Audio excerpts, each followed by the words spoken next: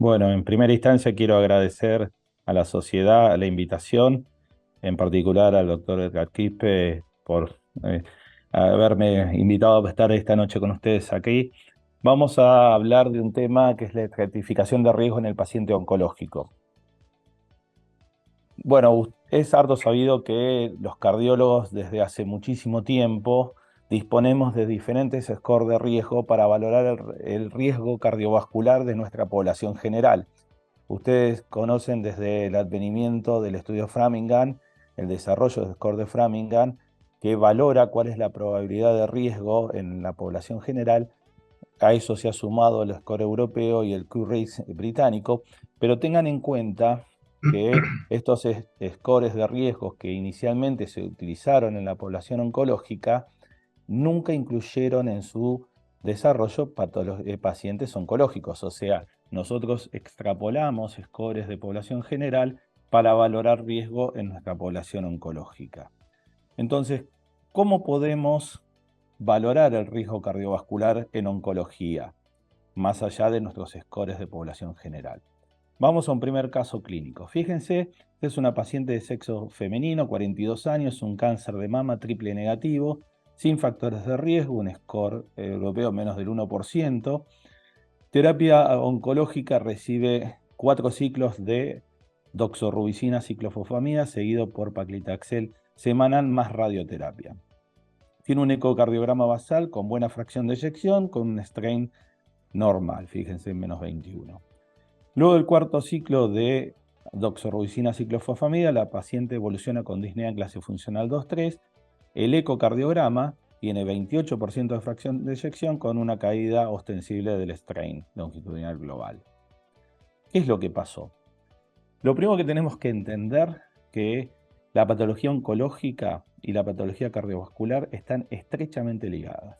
Fíjense que comparten factores de riesgo y a su vez está la interrelación que tienen, que muchos pacientes que tienen cáncer van a desarrollar durante su tratamiento una potencial complicación cardiovascular devenido de estos. Y a su vez, aquellos pacientes con factores de riesgo cardiovascular y enfermedad cardiovascular pueden presentar en el devenir del paso de los años una patología oncológica asociada.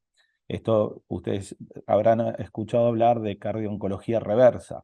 Entonces, hoy tenemos que entender que estas dos patologías signan el futuro y el camino de nuestros pacientes y tenemos que comprender la acción de ambas en el mismo. Volviendo atrás en el tiempo, debemos retroceder al año 1967, que es cuando se describe por primera vez la acción deleteria sobre el músculo cardíaco de la daunomicina.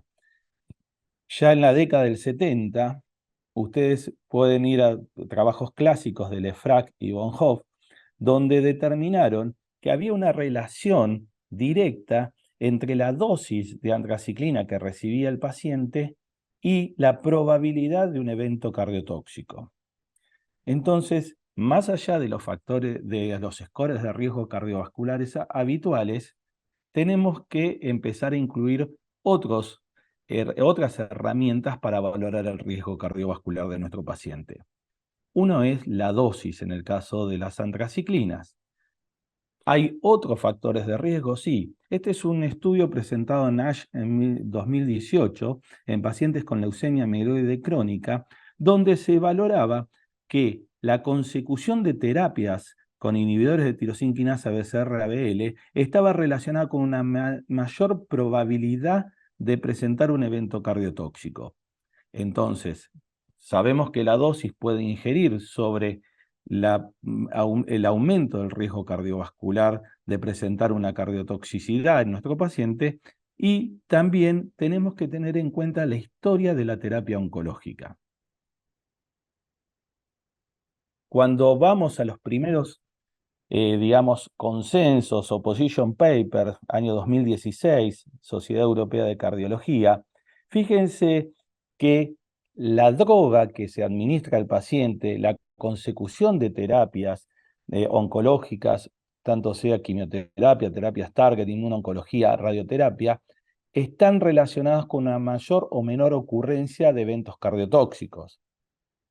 En el score de riesgo de la Clínica Mayo esto lo muestra muy claro y la droga constituye un factor de riesgo para la eventual presentación de un evento de complicación cardiovascular.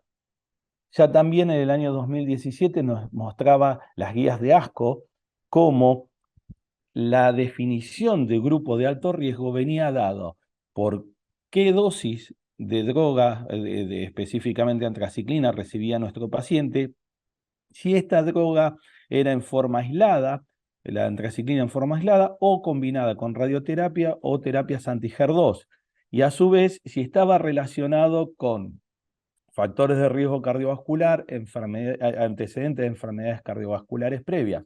Entonces, hay un concepto que en el año 2020 la Sociedad Internacional, junto al Grupo de Insuficiencia Cardíaca de la Sociedad Europea, lo plasmó, que es la valoración de riesgo, que a mí me gusta llamar de riesgo cardiooncológico. Y para esto generó las proformas de riesgo, vinculadas directamente al subtipo de droga que recibe el paciente. Y ustedes pueden observar que cuando uno analiza, en este caso para inhibidores de tirosina quinasa, antraciclinas o específicamente después también anti-HER2, ya no tan solo valoramos características cardiovasculares como hacemos nosotros con los scores tradicionales, sino tenemos en cuenta la historia oncológica y la historia de la terapia oncológica. Ustedes pueden observar este trabajo de la Sociedad de Imágenes Europea y la Asociación de Insuficiencia Cardíaca y el Council de Cardiología.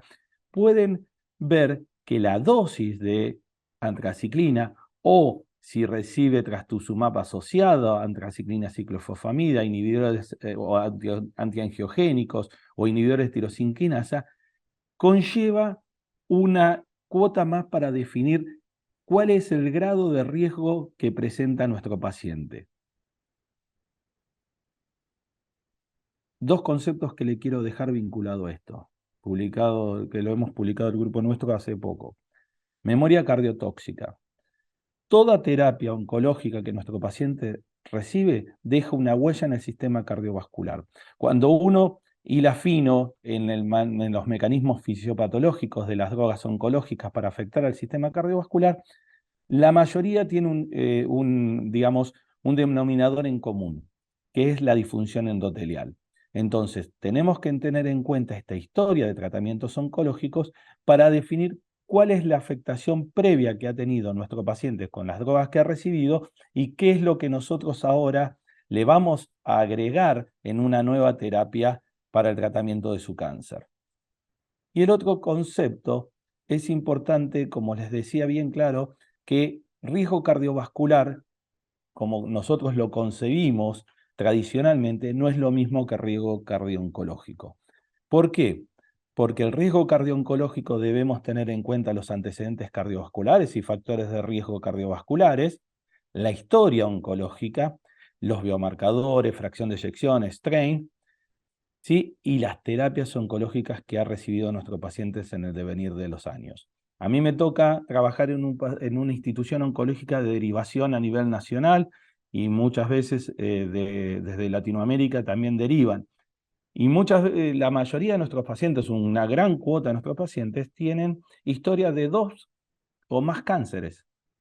Entonces, los pacientes han recibido diversas terapias para los distintos subtipos de cáncer que padecen, o a su vez, si tienen una sola patología, una sola estirpe oncológica, recibieron 4 líneas de tratamiento. Entonces, para poder verdaderamente valorar nuestro riesgo cardiooncológico, debemos focalizar en estos 4 criterios que les presento. El otro concepto importante que les quiero dejar es: yo mido el riesgo cardiooncológico o cardiovascular en oncología. ¿Cuándo? Todos sabemos que debemos iniciar, antes del inicio de la terapia de nuestro paciente, debe tener una valoración cardiovascular para definir el riesgo basal y poder después ver cómo ese riesgo se va modificando. Vamos a otro caso clínico. Este es un paciente de sexo masculino, 24 años, un diagnóstico linfoma no Hodgkin, sin factores de riesgo cardiovascular, inicia terapia con un esquema clásico, que es el R-CHOP, ¿sí? Son 6 ciclos, más radioterapia. Al quinto ciclo, el paciente tiene una dosis acumulada de doxorubicina de 300 miligramos por metro cuadrado asociado a una cantidad de grays de radioterapia que supera el límite de alto riesgo para las guías ASCO, que es de 30 grays acumulado. Entonces, ¿qué es lo que sucede con nuestro paciente? Si nosotros, digamos, analizamos el riesgo cardio-oncológico basal, nuestro paciente por la edad, los factores de riesgo, se ubica dentro de un riesgo bajo. Ahora bien, ¿qué sucede en el devenir de los ciclos que va recibiendo? La dosis acumulada de antraciclina genera que nuestro paciente tenga un riesgo elevado. Entonces, ese es otro concepto. El riesgo cardio-oncológico es un fenómeno dinámico. No debemos quedarnos con la valoración inicial, sino que el riesgo cardio-oncológico se va transformando en la medida que el tratamiento de nuestro paciente avanza.